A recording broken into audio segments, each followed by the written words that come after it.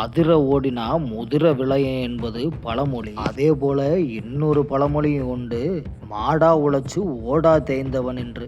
இது ரெண்டுமே நம்ம வேடச்சந்தூர் பகுதியில் இருக்கிற விவசாயிக்கு பொருத்தமானதாக இருக்குங்க. திண்டுக்கல் மாவட்டம் வேடச்சந்தூருக்கு பக்கத்தில் ஆறு புதுக்கோட்டை என்ற கிராமத்தில் இருக்கிற ஒரு குக்கிராமத்தில் ஒரு விவசாயி 2 ஏக்கரில் மக்காச்சோளம் பயிரிடு பண்ணியிருக்காரு. கால சூழ்நிலை மாற்றத்தின் காரணமாக மழையும் பெய்யல, மக்காச்சோளமும் விளையல.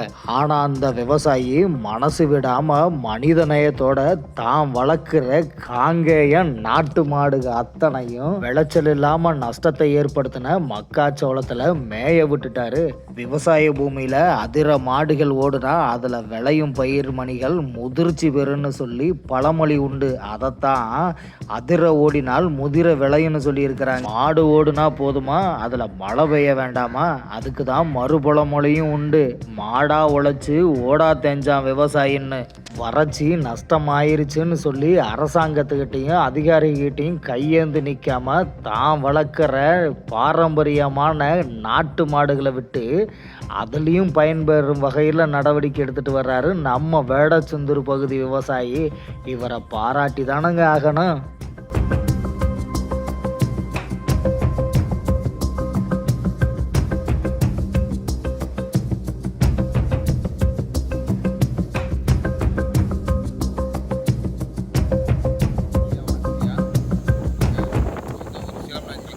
பேர் பொம்மானகிரிங்க.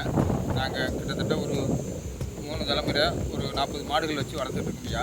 ஒரு 2 ஏக்கர் மக்காச்சோளம் போட்டிருந்தாங்கய்யா. இந்த வறட்சியின் காரணமாக விளைச்சல் பாதித்ததுனால அந்த மாடுகளை அதிலே விட்டு மேய்ச்சிட்டு பரிபாலனை பண்ணிட்டு வந்துட்டு இருக்குங்கய்யா. மாடுகளோட வகைகள் என்னென்ன இருக்குங்க? மாடுகள் இது பூரா காங்கேயம் தான் ஐயா.